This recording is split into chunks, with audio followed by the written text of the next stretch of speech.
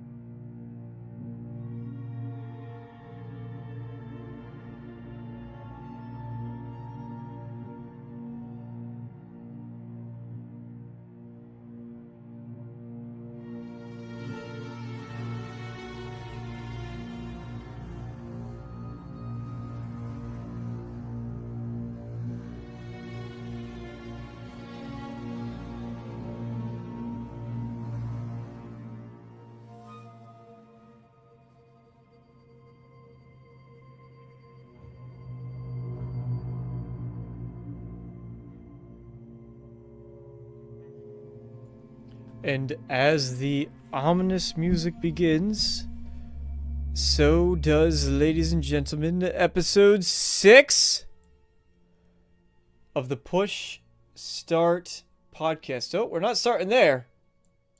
We're starting here. How is it going, ladies and gentlemen? How is it going, everybody? That's the right intro. You gotta get that real, going on. You gotta get going. You know, can let's get a little going on. Welcome, ladies and gentlemen, to episode 6 of the Push Start podcast. This is going to be, I feel like I say this every week, but this is going to be a shorter episode. Brothers, I simply do not have the energy to carry a whole solo show tonight. I will just lay that out. But thankfully, what makes it fun, what makes it bearable, what makes it engaging, and what makes me want to be here is all of you guys. So, thank you. Barry Donnellan, welcome. Is this your first time catching this podcast in particular? I know you're always on Reds, which is, I love to see that you guys. Cole, finally after many weeks, I'm back. I'm back too after 1 week. But welcome, Cole. It's good to see you in here. Jonas, I forgot it was Thursday too. Well, not quite, but it's Thursday. And yes, it's Thursday. Thursday, baby. It's Friday Eve, ladies and gentlemen, which is super exciting. And of course, we have our sponsor of this week's podcast episode, which is going to be, you all know, Plain White Mug. It's entirely plain. There's nothing there. There's nothing on it. It's beautiful. And today's tea of choice, of course, is by a brand called Tea Forte. Tea Forte, this is orange jasmine. Jasmine is actually my favorite type of tea. I love green tea. I love jasmine tea. Probably because I watched too much Avatar: The Last Airbender. So Uncle Iroh would always talk about his jasmine tea. And honestly, just because of that, it's probably why I gravitate towards jasmine as well. I'm not going to lie. That stuff has an effect on you. It's crazy. So anyway, busy day. Busy week for gaming. Everybody catch the State of Play? Has everybody seen the SONY State of Play? We're going to be talking. I don't have too much to say about it, honestly. And the reason why I don't have too much to say about it is because it really didn't excite me all that much. It really did not. It didn't. I don't know. It didn't land for me. There was, whether it was a distinct lack of news announcements or if it was just the types of games that were showing off, I didn't care for, but I was just really not into the SONY State of Play. There were a couple cool ones, I will say, but they were mostly third party, which isn't a problem because has anybody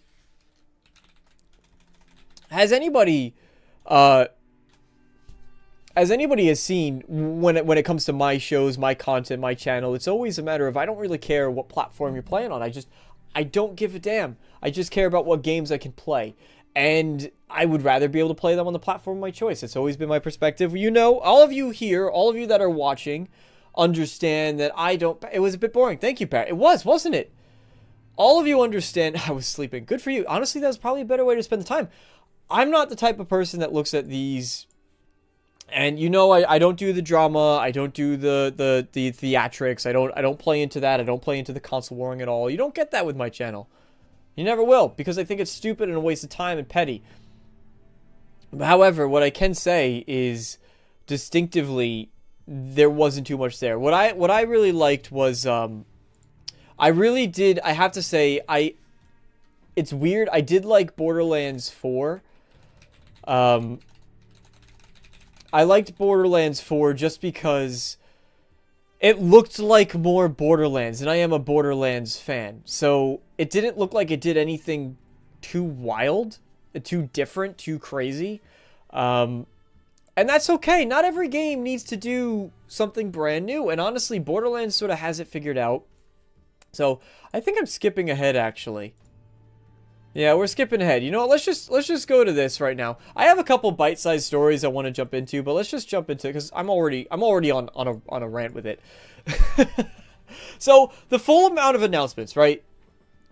Oh yeah, Borderlands 4. It doesn't need to change. It really just needs to get the writing correct, which was what Borderlands 3 really suffered from. That, and honestly, Borderlands 3 for me just spit out way too many guns. Like, you had so many and you just ended up scrapping. And I know that was always Borderlands' thing, but when you get, I think it was just Borderlands 3 specifically, where you were getting legendary weapons within the first couple hours of the game, and I just look at something like that and I go, it's makes it not exciting to get that type of loot, especially in a looter shooter game. So, and just the sheer quantity of them, you're always, I don't know, it didn't do anything for me. Borderlands 4 will probably be more the same in that regard. Who's to say?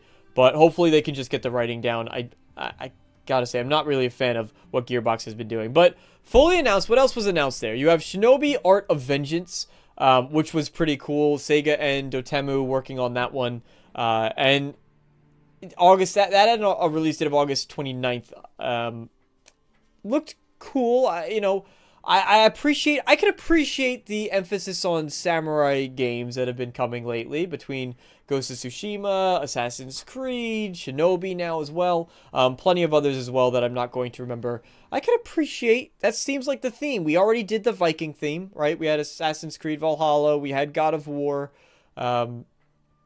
Of course, plenty of TV shows and media that were coming out surrounding, I mean, the TV show Vikings, right? So, we had plenty of Nordic Viking themed stuff. Skyrim, can't forget Skyrim. And now we're sort of going into Japan. What is going to be the next? What's after this? Western? Do you think Western? How important is it for us to... Ooh, shush your mouth there, advertisement. What's the next trend as far as era? I was very disappointed when studios, like, we had Call of Duty World War II, and we also had Battlefield went to World War I. I don't think they tried a World War II game, but I wanted to see more World War II setting stuff, personally. Just because I like that era, especially because I'm really waiting for another Call of Duty World at War, which we're just never going to get. It's unfortunate. Maybe when it comes to Game Pass. When Microsoft puts all that stuff on Game Pass, you know for a fact I'm going back to that campaign. Hello, King Styles. Welcome. How are you tonight? Welcome to the show. Thank you for stopping by. We're talking Sony. What did you guys think? What did you think, King Styles, about the Sony State of Play? Because I was just saying I wasn't really all that impressed with it personally. Some other things. Enlisted is a fun World War II game. I'll have to check out Enlisted. Is it is that a multiplayer, or is that a single player? Because I like the multiplayer titles too, right? I like getting into that competitive space. Sonic Racing was another one. I don't need any other kart racers besides Mario Kart. I'm sorry, every other kart racer that probably does a good job, probably but I don't need another one. I'm already enjoying... well, I'm not because I don't have a Nintendo Switch. But I'm already... listen, I'm set on my kart racers. Mario Kart has the formula figured out. They do it well. They do it tight. They do it neat. They got it locked down. So that's all I really need. Sonic Racing, not really doing. Digimon Storytime Stranger was announced. Looked fine. I'm not a huge Digimon fan, so I can't... Mario, yes, Mario Kart. That's how you say it. I am Italian. I'm Italiano. I'm Italian, so I know how to say Mario properly. Okay? You're nobody else. You're all saying it wrong. Mario. Mario. Mario. Mario. Mario. Mario. Mario Brothers. Anyway, King Styles, you weren't impressed at all. I wasn't either. Lost Soul aside was another one. Borderlands 4, I talked a little bit. Metal Gear Solid Delta. Now, I've never played a Metal Gear game before.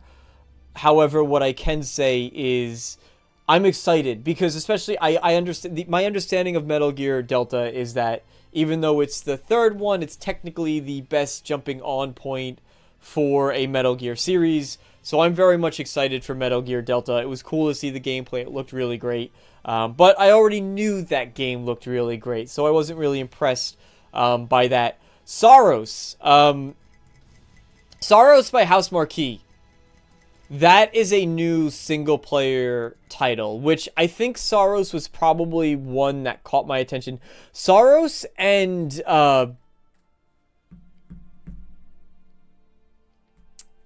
there was another one. Red, you know my taste in games. You probably know the other one that I can't think of. Can't think of the title. But Saros was one that really, really did sort of catch my attention as well. Oh, it was a sci-fi game. It was the sci-fi game. What was the name of that one? The sci-fi game that was coming from the folks who made Until Dawn. That title, because it is a heavy, story-driven, narrative, choice and consequence, really did catch my attention. And I'm excited. That was what I was most excited for. Absolutely what I was most excited for, and I can't wait to see. Mario. See, no one's contesting me because I did say it right. No one's contesting me on Mario. Because I said it correctly. Mario. Who says it Mario? Get out of here.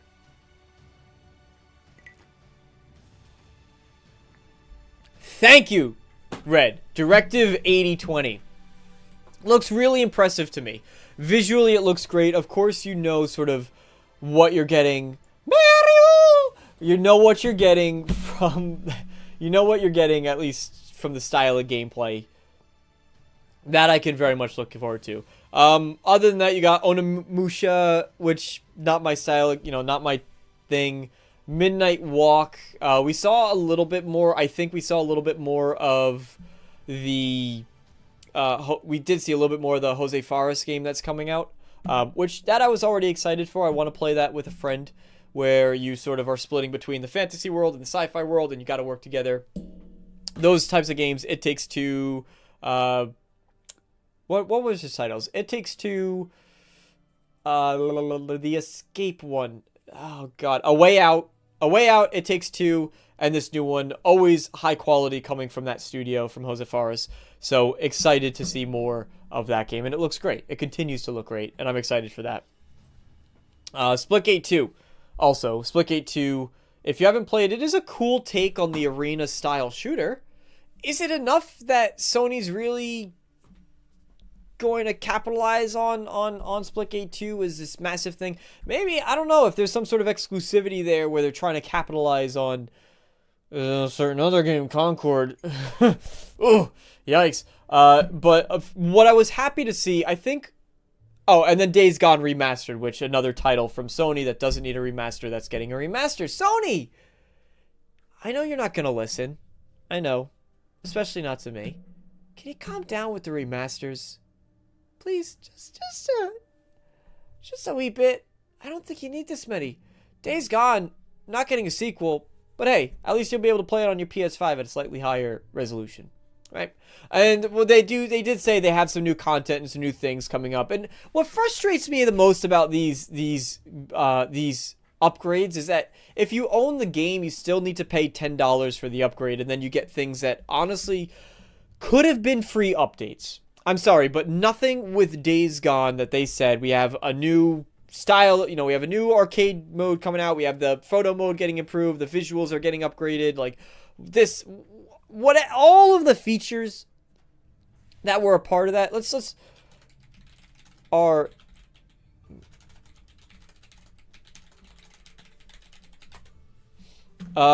enhanced visuals, performance enhancements.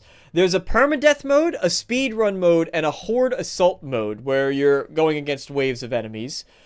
They improved the user interface. They have more responsive controls, improved AI, 3D audio support. They also did more to accessibility. So all of that, I apologize. There is nothing in any of that that's listed that Sony should be saying, we're charging you $10 if you've already owned the base. Thank you, loyal Days Gone fans. You want to experience it again? We're not making a sequel. But, hey, listen, no problem. Pay $10 and maybe it'll help towards a sequel. But we'll give you these things that honestly should have been part of a free update. So that's honestly one of my big... They did the same exact thing. This is no different than how they handled Horizon Zero Dawn. Or, yeah, Horizon Zero Dawn, yes. No different from how they handled Horizon Zero Dawn. And I wasn't happy about it then. I'm not happy about it now. Days Gone does deserve a remaster, especially if it will help for a sequel. That is the hope, isn't it? Hey, maybe it gets players more interested in the IP and they come around. I just don't think... listen, it's not the type... There's nothing that justifies... The issue is a couple. There's a couple issues with it, I think, also, that I haven't gone through yet. First and foremost, you have to pay $10 for things I strongly do believe should have been free improvements, right? If you're sitting around saying, no, it's worth $10, that's great. It might be worth $10 to you. I can't put the value of a game to what you think, right? That's all subjective. There's no objective truth to how much that stuff is valued at. Totally fine. However, what I can say is I don't think that value is there personally. And what happens after this remaster comes out is the price of the base game is now going to be raised. If before this announcement, what was the price of Days Gone? Maybe on a sale like $20. Now it's going to be consistently at $30, maybe even $40 they'll raise it to, because they did the exact same thing with Horizon. They'll raise the price of the base game even if you don't want the remaster version. And then the remastered version will be $60 or $70. And that is also what annoys me. So, Days Gone sold 7 million, which is a really good amount, right? And that was the criticism of Days Gone not getting a sequel to begin with, was because it actually did do pretty well. I don't know what the development costs were there. I don't know the development, because Days Gone was never a title that I looked at super closely personally. But I have to... 7 million is really damn good. That's good. So, there you go. Anyway, that was most of... I think I announced Warriors Abyss, a roguelite from Dynasty Warriors. So, that was most of what was announced. I wasn't really impressed with the state of play. I really think what would have stolen that show... They needed Wolverine gameplay. Yeah. They needed to have a big... They needed Naughty Dog to show off a little bit more. They needed Insomniac to... One of the two. Insomniac to show a little bit more. One of those two, I think, would have said, alright, now we have a show. Didn't Mario Kart sell 75 million copies? How many copies? We have the internet. We have the internet. Did Mario Kart 8 Deluxe sell? 70 million! Making it the 5th best-selling game ever. The game sold 5.38 million in quarter 3 2025. In 2025, retaining high popularity. That's in 2025. I don't know when it came out. Here we go. Copies sold.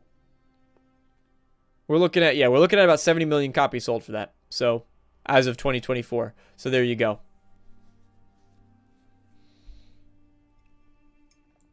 Days Gone would make me cry. I'm pretty tough to make cry. You see here? Look, you see these eyes? Look here. I'm not red. Red?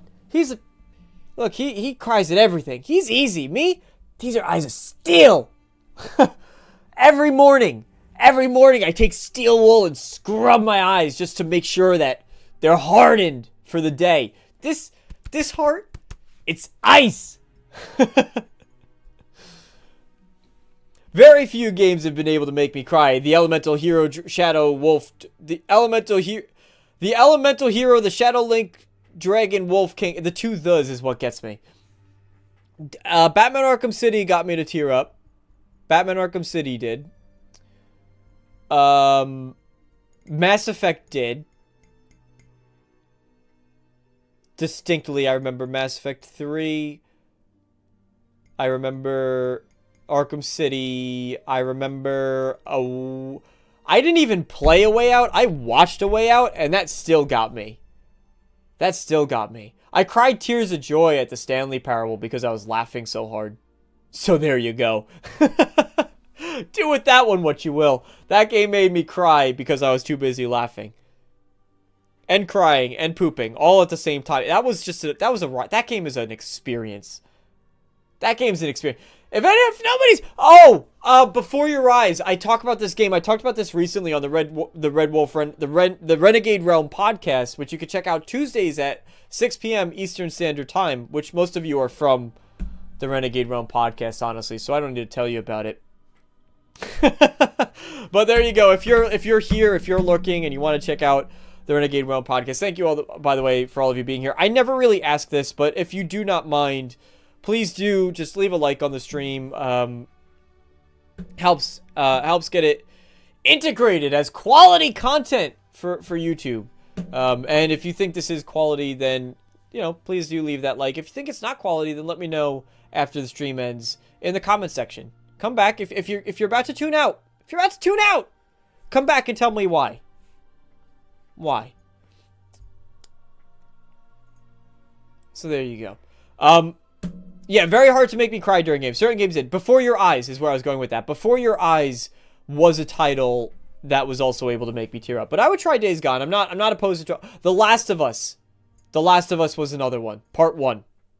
Last of Us Part 1 got me. So there you go. Oh, Spider-Man.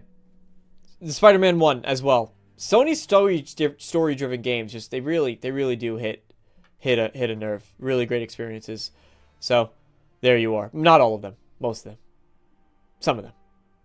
I digress. So anyway, SONY State of Play was a bit of a mixed bag. I actually want to take a bit of a step back because I had two bite-sized stories I wanted to bring up today. I skipped over that section because I wanted to get right into the State of Play. Slow Lark, hey, how's it going?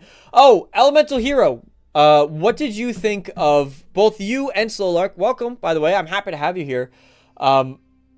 What did you both think about... Here, actually, I could do it this way. We can make it interactive, can't we?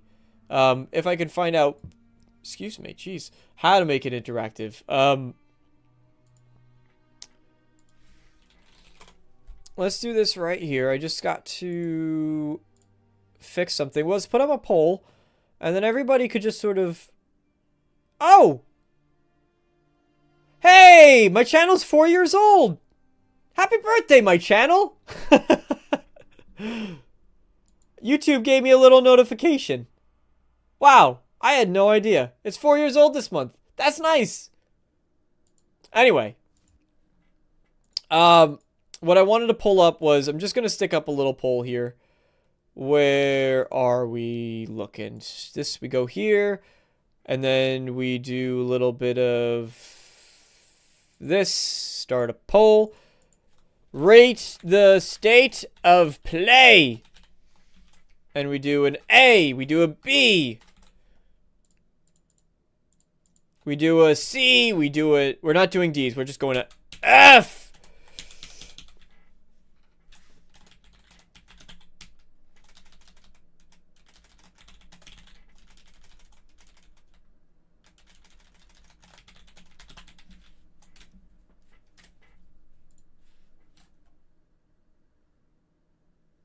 All right, there you go. There's a poll up. for all of you. Go ahead and leave what you thought of the State of Play. I would probably give it like a C. I really think it needed one more heavy hitter game. So that's my thoughts on the State of Play. Want to take a little bit of a step back here. Value is subjective. The market will decide what it is. The publisher might think a game is worth $70, but if no one's buying it, it will end up in the bargain bin eventually. Yeah, that's very true, right? It'll end up in the bargain bin sooner, although not always. Because you think of a game like, what is it? Avatar Frontiers of Pandora. That title came out and released to very middling reviews. Also, very impressive, Cole. Very impressive, Cole, that you remembered that Mario Kart sold that many copies.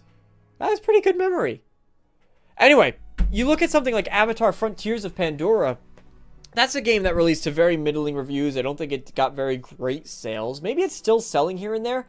But even Epic Games is having their winter game sale not on sale. Steam, it's not on sale. I've seen it have pretty deep sales, especially if you wanted to buy like the deluxe edition that came with the season pass. But that's a title that I would have expected to consistently be around the $30 or at least the $40 mark at this point in time. Not the case. Now something like, I think it was Star Wars Outlaws, that one really hit a low price sooner. And then if you really want to talk about value, currently you could get Suicide Squad Kill the Justice League for like $9. Honestly, I don't even think it's worth that much. But there you go. It might be worth that much because the story does progress the Arkham. No, it's not worth that much because they retcon everything anyway at the end. It's not just not worth $9. It's not worth. It's worth free on the Epic Game Store. There you go. But yeah, so the market will determine that value. Happy birthday! Not a Nintendo game. What's not a Nintendo game? Must have missed that.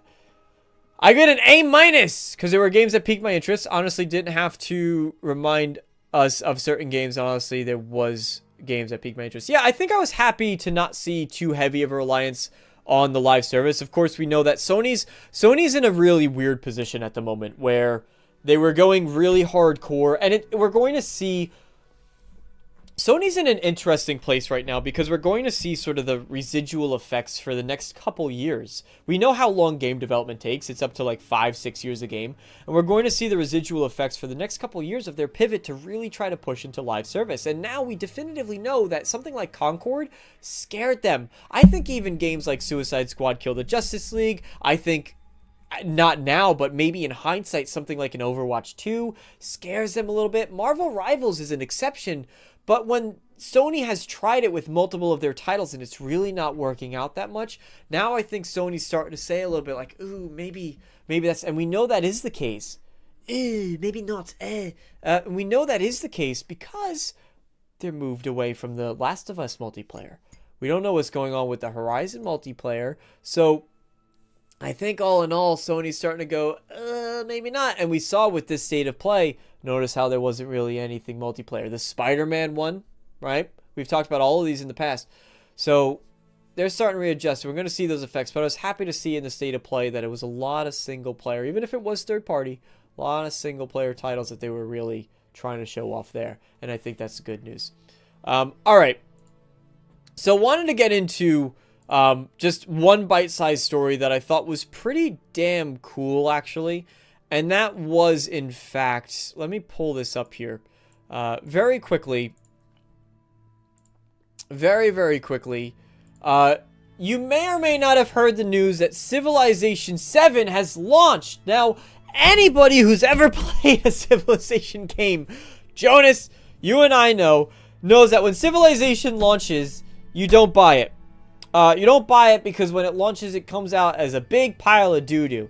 And surprise, surprise, Civilization launched and pretty bad launch. It's getting mixed reviews. I don't know what the current standing for it on Steam is. When I last looked, it was mixed. Performance issues, gameplay issues, bugs during it, balance issues, the whole gambit of things that a game could release wrong with. Congratulations, Civilization managed to check that box off, just like Skyrim trying to make sure, or Bethesda game trying to make sure that they have every single bug, because it's funny and it's part of the charm of Bethesda games to have all these bugs.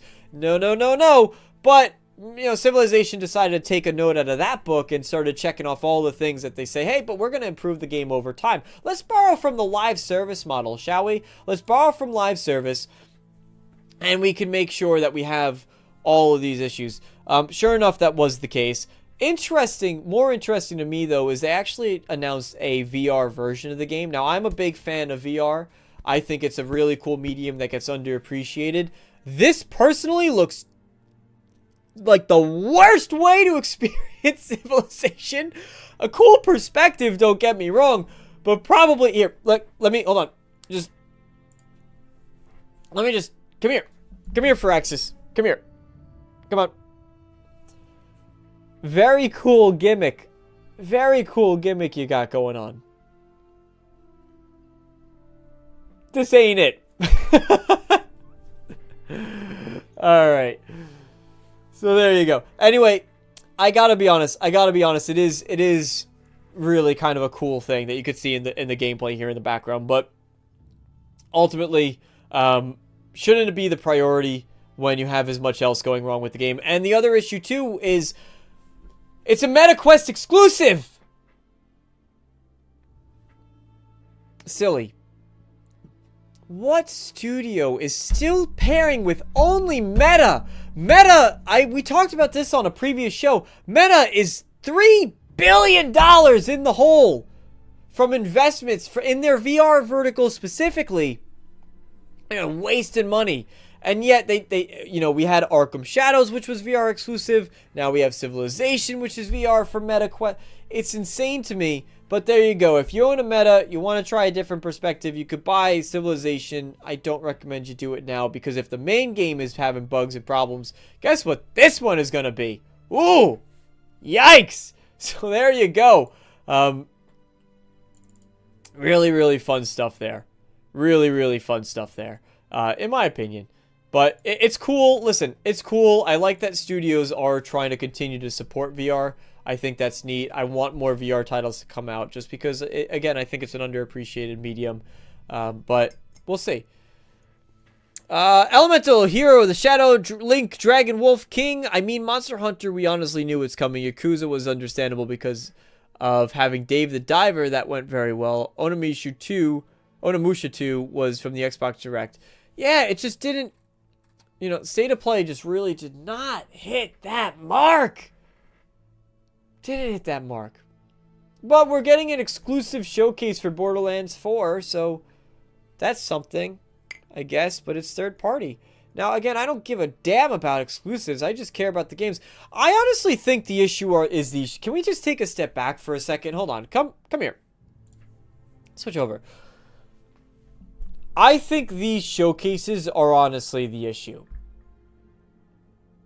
I have never, or aside from the first few times they did this, when they had the initial Sony State of Play and then Xbox had their initial Direct, I was excited then because it was new, it was unique, it was novel.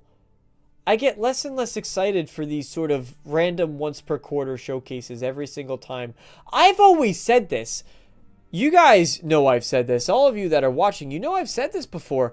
I think the games industry is way too transparent. And I think that having the two big showcases, you have Summer Games Fest and you have the Game Awards. And maybe you have a couple things in between like QuakeCon and maybe EA decides, hey, we're going to do our own thing here. But I think that the Sony State of Play and the Xbox Direct are two of the wrong moves, if I'm being honest. I feel like it actually takes away from some of the enjoyment of these games, because this is when Xbox or Sony turns around and says, okay, we need stuff to show. Like, what are we showing at this? We need to get people excited. Show that game. And the studio goes, it's not ready yet. And Sony says, show it! Get it up! Get something ready! Make it ready! And the studio goes, please, we really don't want, we would rather just kind of, and Sony says, you're showing this now. They go, okay, we're showing it now, I guess. I think much more exciting reveals for these games. Think of, for example, I don't know. I was going to say an Outer Worlds 2, but I actually really liked the teaser for the Outer Worlds 2 because it made me chuckle. But maybe a great example would be something like, I'm trying to think. showing, maybe not the best example, but showing a Borderlands 4, right? This didn't seem like the time to really do it. I know we had a gameplay. There was some gameplay in the trailer. Feel like it would have been better served to just have a full reveal. I'm trying to think of first-party games that would fit that bucket maybe a little bit better. It was just too early for it. Maybe at the time you could argue Avowed, because obviously Avowed went through a lot of changes from what the final product is. So I think you could argue Avowed be one of those examples that probably should have held off to show it, but they wanted to include something. Fable might be another example just because they showed it off. It's been years since we've seen anything from Fabled. We have some gameplay for it now, but right. So I think these showcases, in my opinion, are honestly less and less exciting every single time they come around. I don't know if anybody feels the same.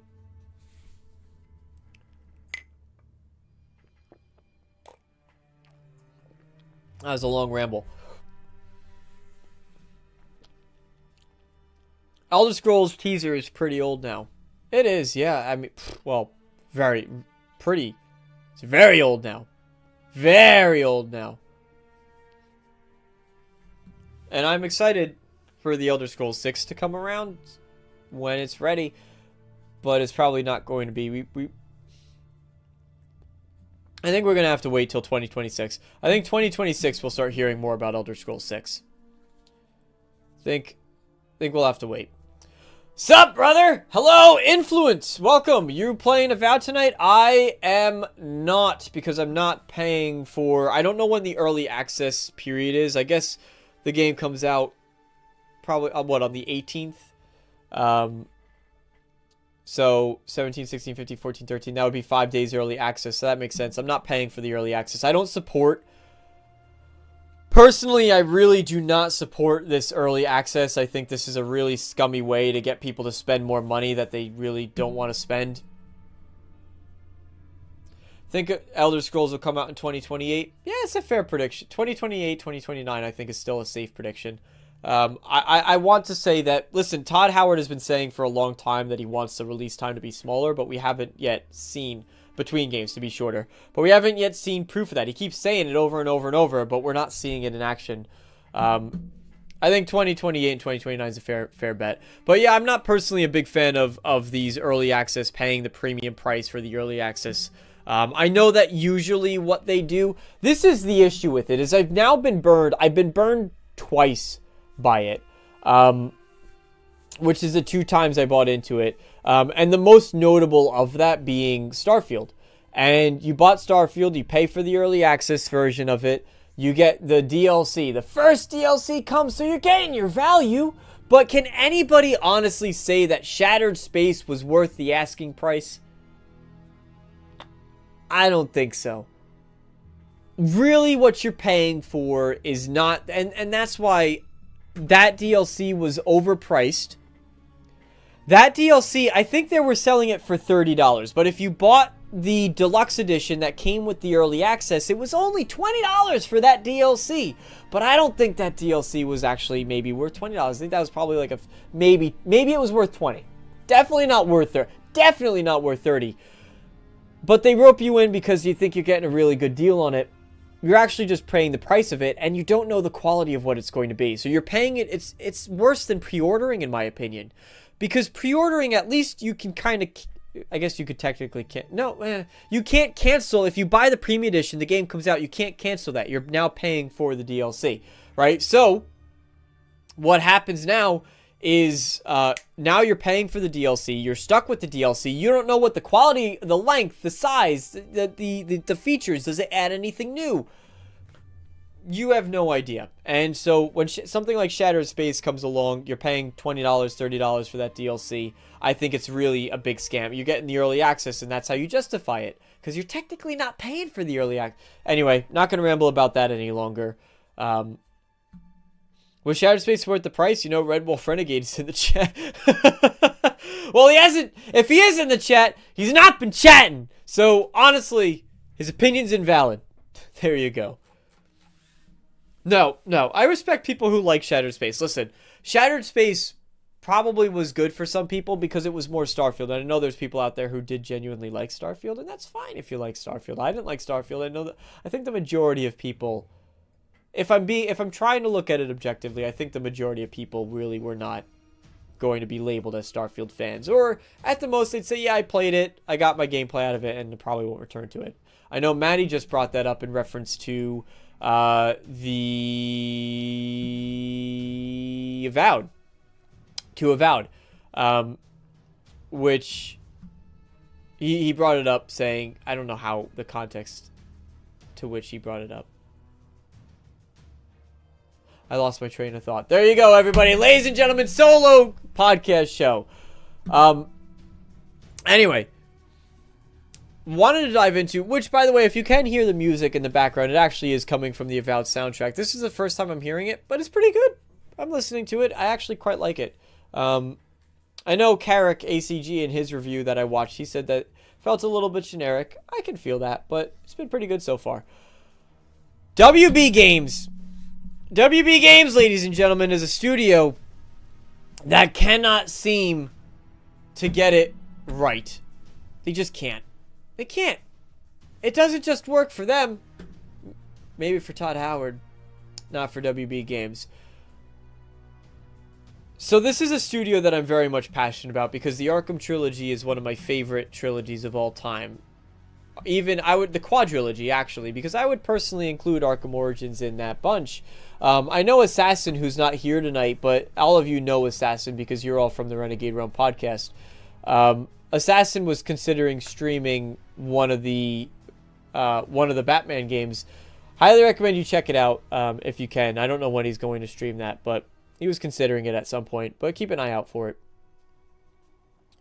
Arkham Quadrilogy, including Arkham Origins, is one of my favorite game trilogies of all time. I love it. I think the storytelling is phenomenal. It put Rocksteady on the map. That much is objectively true. Of course, Origins was not made by Rocksteady. It was made by WB Games Montreal, but still followed the formula, the same gameplay mechanics, and they built upon that. Same way that Obsidian did with Fallout New Vegas.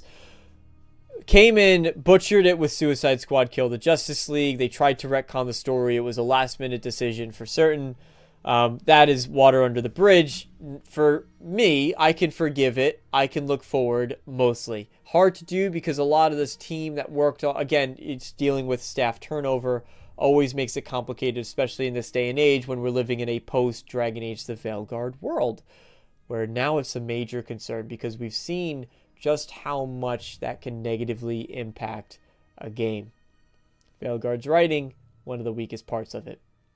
So, when we look at Rocksteady now, Suicide Squad Kill the Justice League, I believe, represents a $200 million loss for the company.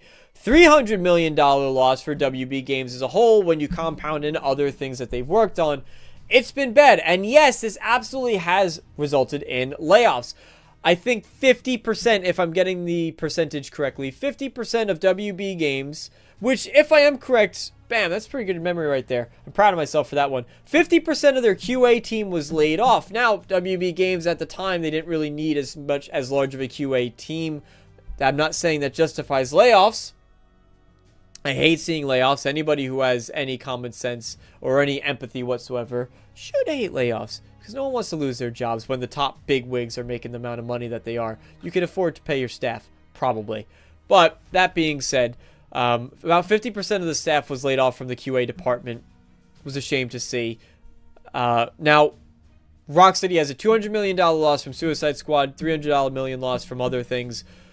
Now the issue that they're currently facing is they're going back to a new Batman game. Round of applause.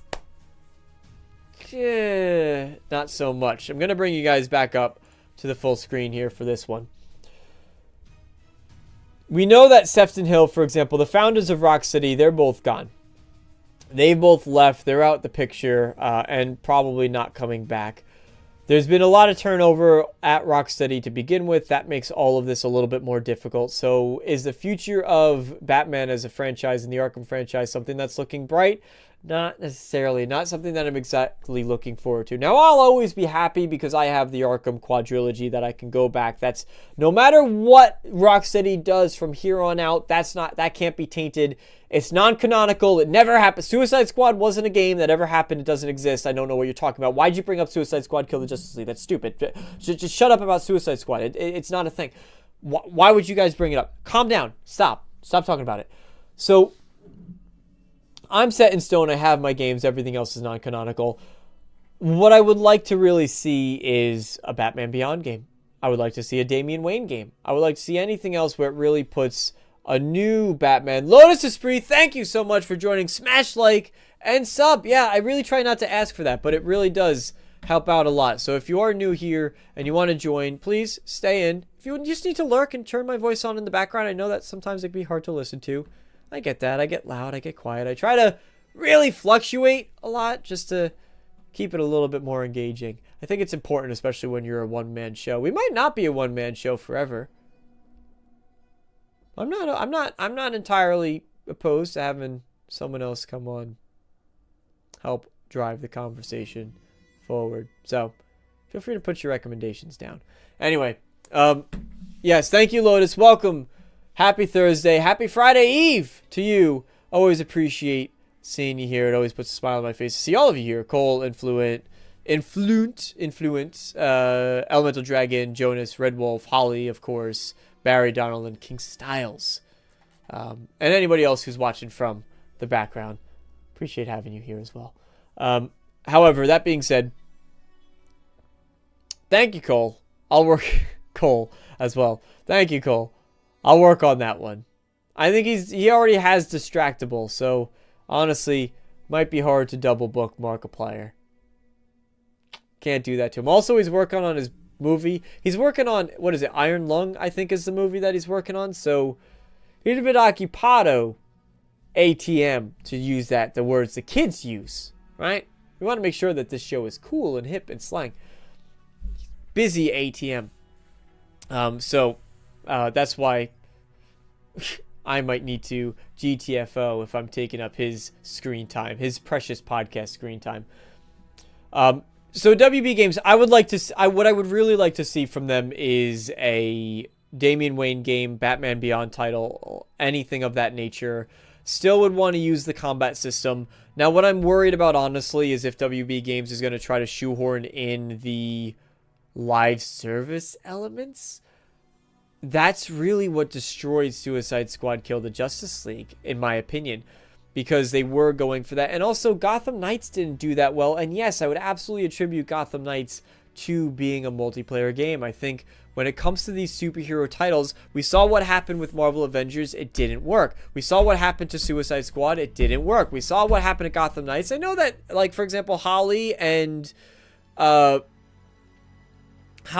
Wolf really liked Gotham Knights. I didn't like Gotham Knights. The reason why I didn't like Gotham Knights was because it felt clunky, and it felt clunky because it needed to adapt for multiple people on the screen at the same time versus the more polished, tighter combat that the Arkham games were able to feature.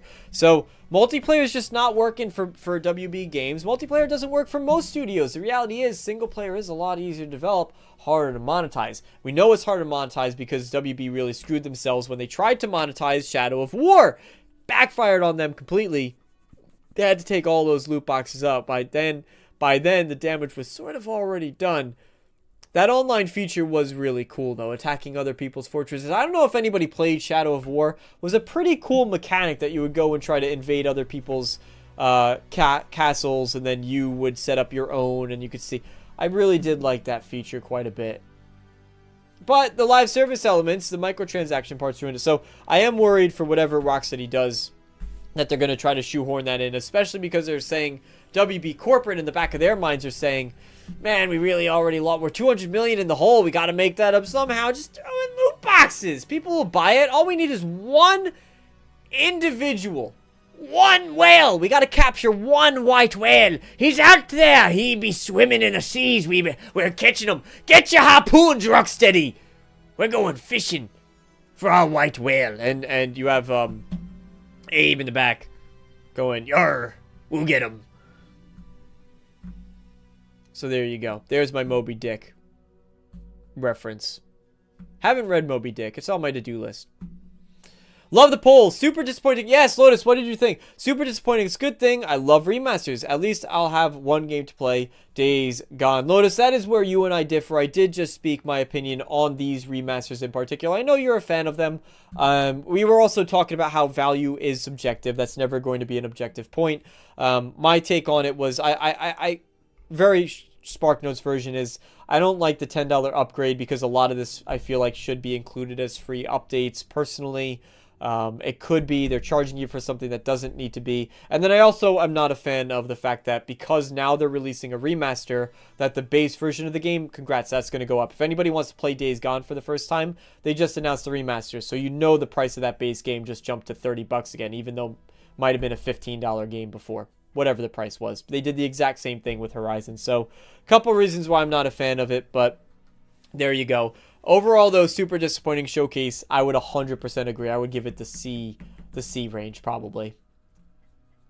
But the other thing, too, is we didn't talk about this last week, but I don't know if it was in the news last week. I think this is a little bit more recent.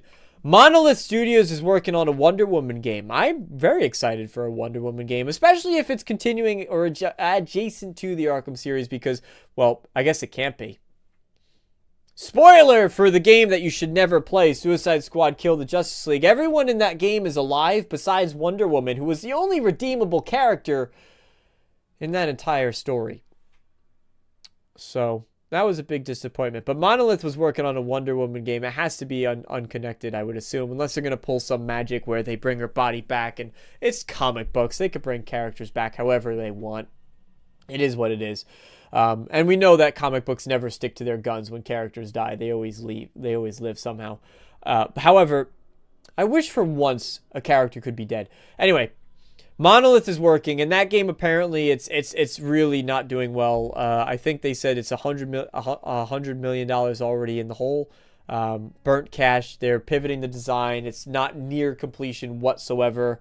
The little bit that we do know about it was supposed to use the Nemesis system somehow from the Shadow of War games and Shadow of Mordor, which I feel like probably wasn't working. And I think I want to guess, if I had to put my foot down or if I had to give a guesstimation, I would say WB spent money to patent this system so nobody else could use it, which is BS because WB to make Shadow of War stole elements from 7,000 other games. So it's completely hypocritical, but there you go. They said, WB Corporate said, we need to make sure that this gets used. We just paid money to get it patented. It's ours now. We own it. Nobody else can use it.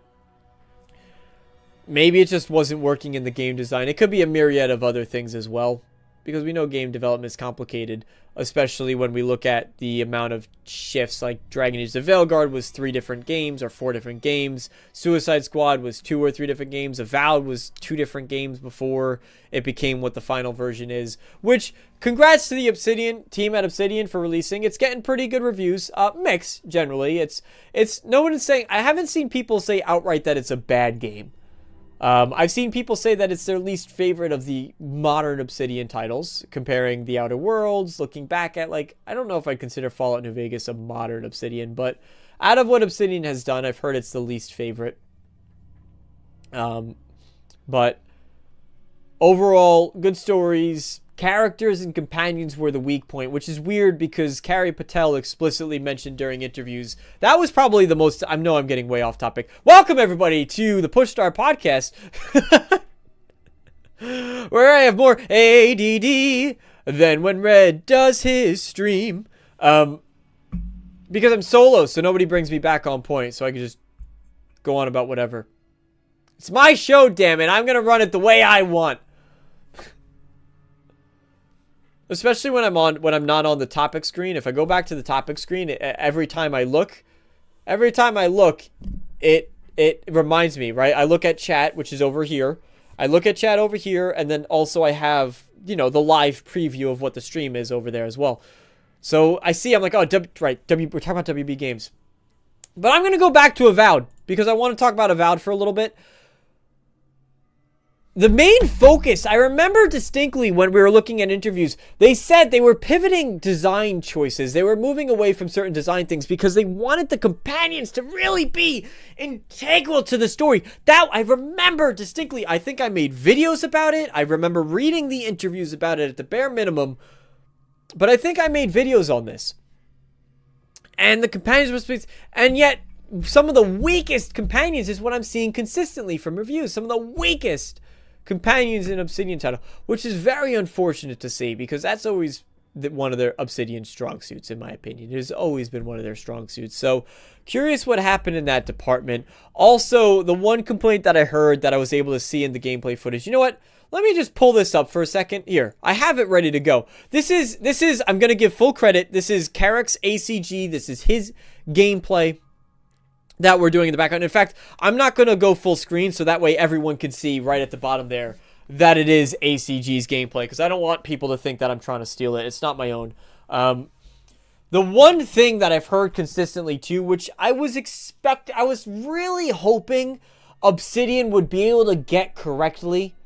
This was going to be the third major topic anyway. I just forgot to put it in the images. I was really late running for this show tonight. But really was hoping Obsidian would be able to figure this out with their open world design. I wanted them to figure out, I want to actually pause there for a second. Hold on. Let me go back just a little bit to this.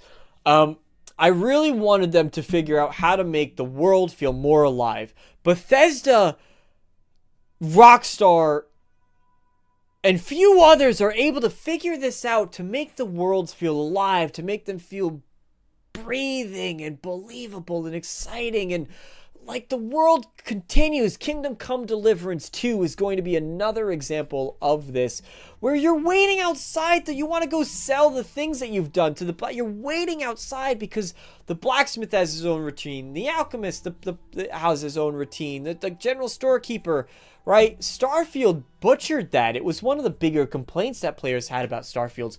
Few studios are able to capture it, and Obsidian, after the Outer Worlds, I really wanted to see them be able to, but they didn't. You could look at the gameplay, and you could see, this is what Mr. Matty described in his review, where it felt MMO-like, where NPCs are sitting there, rigid, waiting for player, exclamation mark over their head, going, "Hero! Adventurer! Adventurer, please! Please help me!"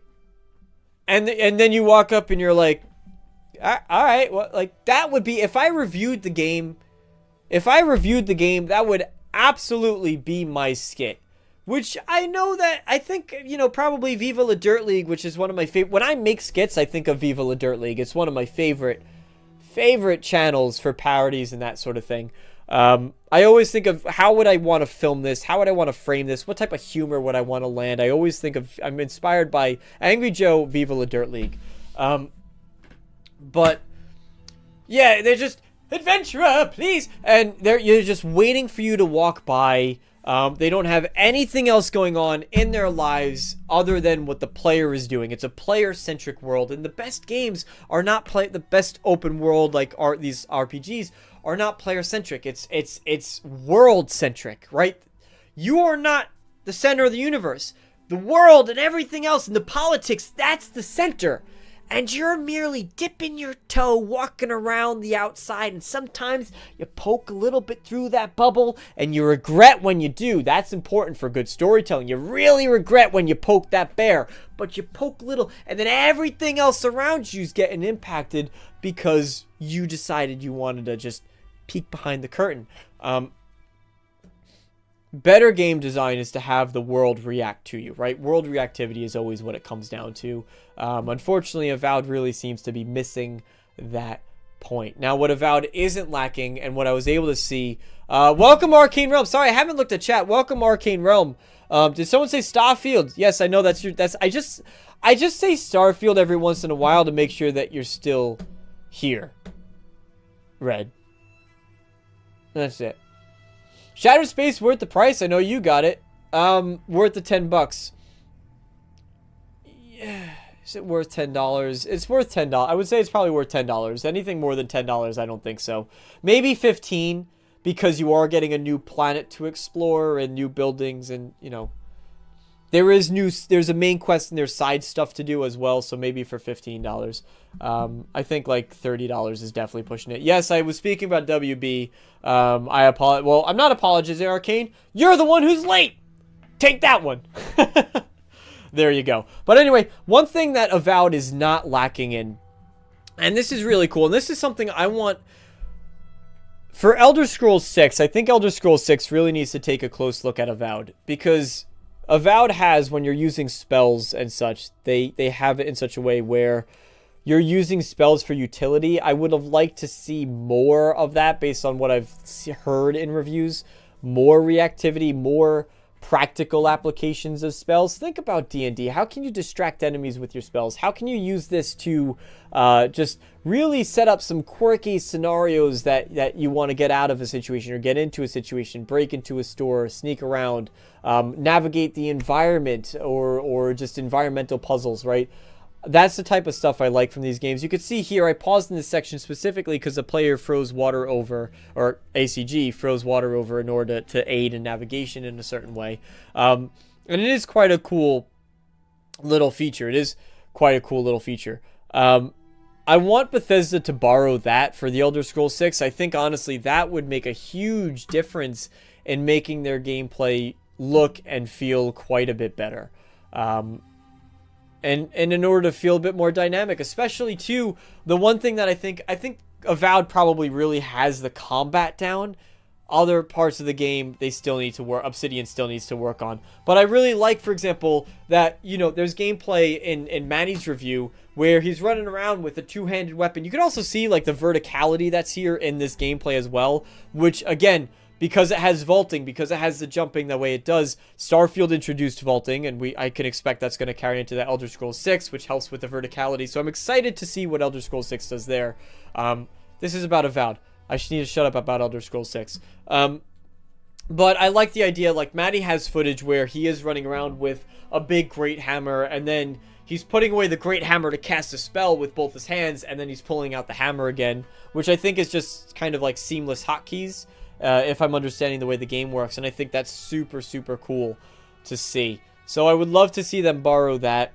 I also like that the enemies are a bit more reactive in combat, where you're hitting them and they're actually flinching. It's not just you swinging a pool noodle at them. So great on the combat, great on the abilities, great on having melee weapon abilities too, where, yeah, you do have that hammer, but you can slam into the ground to do a thing instead of just swing, swing, swing, swing, swing, swing. So good on that. Also being able to wield the sword and the spell, which we know Skyrim did, but really neat. And then I also like too, there's a really cool mechanic in Avowed that I heard during the reviews. Really neat mechanic actually, where you can if you have a spell book, you can cast a spell. Like, hey, I'm gonna cast an ice spike. I have my spell book out casting ice spikes. But you can also get a perk in your leveling up that says you can cast ice spikes. So now you don't need the book, but now you can just cast the ice spikes. However, if you keep the book out and you have the perk, now your ice spike is more powerful, and that goes for multiple different spells in the game. And I think that is actually a really cool way to do it also. So a lot, and you could see here, if we go back just a little bit, you could see kind of the status effects building up on the enemies here. So there's a lot that other games can borrow. There's a lot that I think Obsidian did really well, especially when it comes to the combat and the flow, the ebb and flow. The mechanics in it are really super, super cool. However, I think Obsidian really does need to continue to work on and needs to continue to fix and upgrade. Oh, actually, look at that. He's just getting to that part right here in Carrick's review right there. So same spell, but no book needed. So there you go. But I would really like to see Obsidian continue to improve their world, make that a little bit better, because that's where I think their greatest weakness is.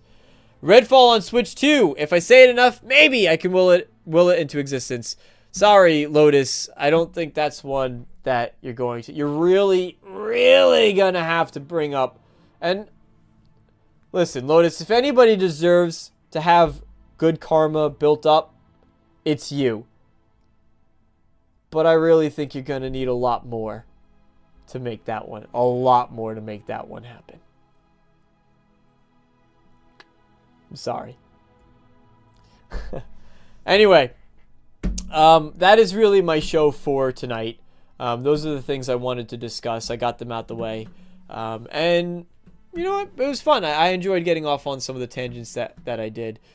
Still considering and trying to think of ways that I can improve the show. And honestly, I have one idea in mind. But yes, sir, it is already over. Tonight's was a quick one. Lots going on, Arcade, as you know, lots going on. So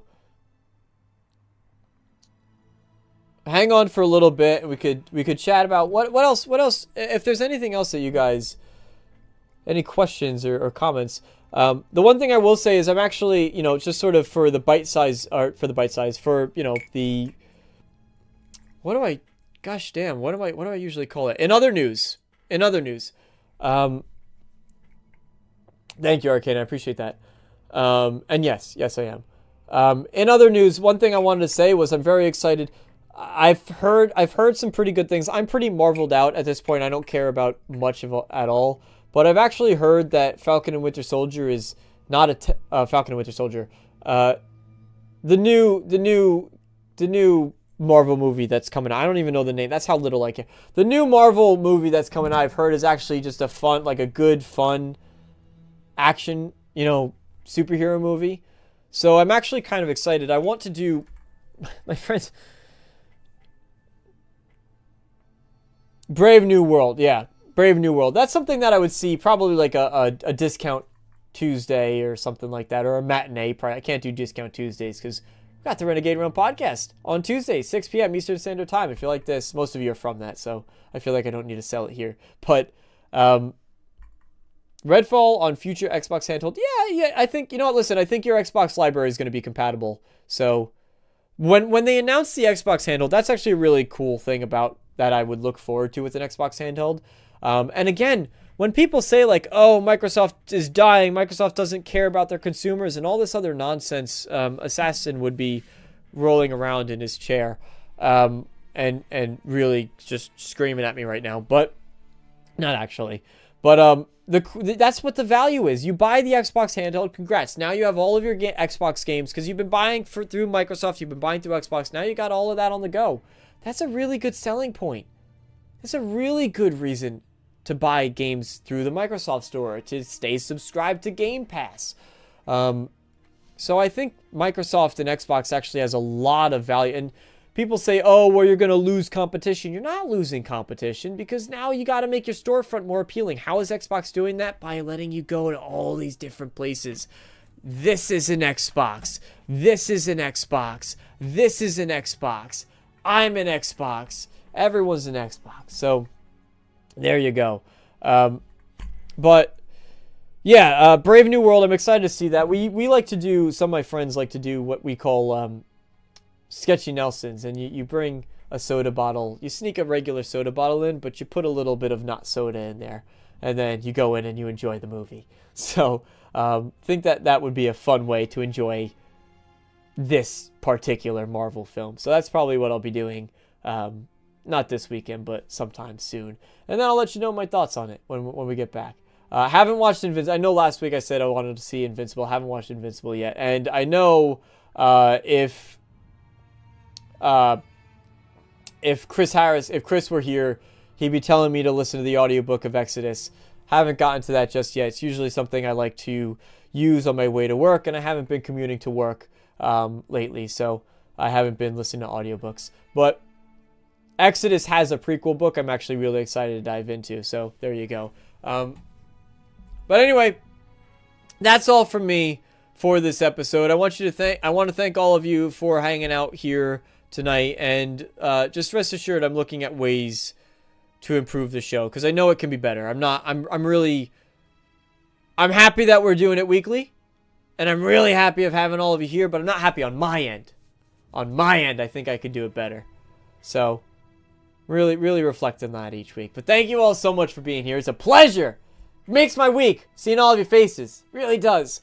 Really does. Lotus, Arcane, Red Wolf, Elemental Hero, Shadow, Dragon, Link, Wolf, King, Master, Beast, Man, Slowlark, Cole, King Styles, Barry Donnellan,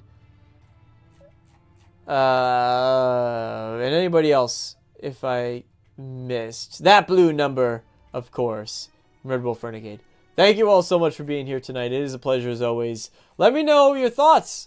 If you start playing, listen, if I don't have another video up by the time we do the stream and you start playing Avowed, I want to hear your thoughts. Stop by, follow me on Twitter, link in the description.